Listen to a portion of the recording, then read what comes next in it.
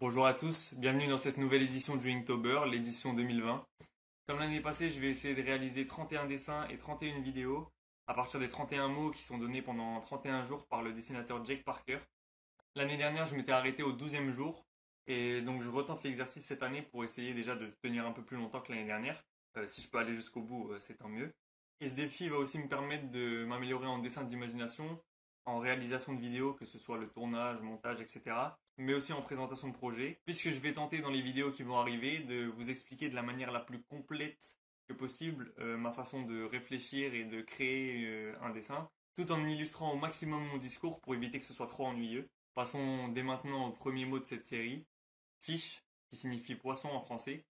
Pour ce mot, j'ai un impératif. Je sais d'ores et déjà que sur ma page, sur mon dessin, à la fin, il y aura forcément un poisson. C'est l'avantage de ce terme, c'est qu'il n'est pas sujet à interprétation et que forcément, bah voilà, il y aura un poisson dans l'image.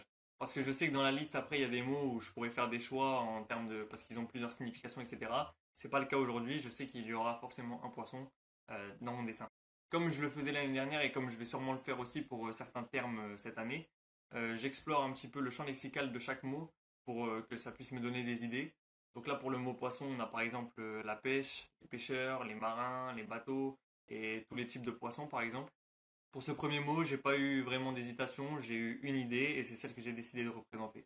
Pour ce premier jour, j'ai décidé de faire un jeune marin accroupi qui joue avec des poissons morts. Non, plutôt qui essaye de rendre la liberté à des poissons pêchés par des marins sanguinaires en s'asseyant dessus et en les titillant avec un bâton. Des bizarre, voilà ce que t'es. En tout cas, le mot est clairement illustré puisqu'il y a une dizaine de poissons morts sur le dessin. À la différence de l'édition précédente, les images de référence que j'ai utilisées cette fois ne sont pas là pour être bêtement recopiées, mais plus pour nourrir mon dessin, ce qui est censé être le principe des images de référence, mais c'était pas un concept avec lequel j'étais spécialement à l'aise l'année dernière. Je me limite quand même à 3 images de référence différentes pour éviter de retomber dans mes anciens travers et pour que le dessin reste un maximum personnel. Pour ce premier jour, j'ai donc choisi une photo d'enfant accroupi pour avoir une idée de la pose, une photo de marin pour avoir une idée de la tenue que les marins portent, et une photo de poisson pour le poisson. Si on essaye d'analyser ce dessin, on peut voir que j'ai essayé de créer une ligne directrice entre le bâton, le bras et le regard de l'enfant, qui sont tous les trois dirigés vers le poisson pour le mettre en valeur, parce qu'il est tout petit sur la page et donc c'est pour lui donner un peu plus d'importance. Et c'est d'ailleurs aussi pour ça que j'ai fait un tas de poissons en dessous du garçon, pour encore une fois représenter le mot un maximum de fois et puis que ce soit plus imposant en termes de rendu. Je suis assez content du résultat global de ce dessin-là, surtout de l'aspect graphique des poissons et aussi le niveau de détail que j'ai mis dans la tenue du marin. Par contre, la position du garçon accroupi, elle aurait pu être un peu plus réaliste, même si le tas de poissons l'a transformé en position assise plutôt qu'en position accroupie. C'était pas le but de base, donc j'aurais pu faire un peu mieux. Pareil pour la petite flaque qui sert un petit peu d'étang miniature. Je la trouve un peu trop simple pour faire office de décor à part entière. C'est déjà tout pour ce premier dessin.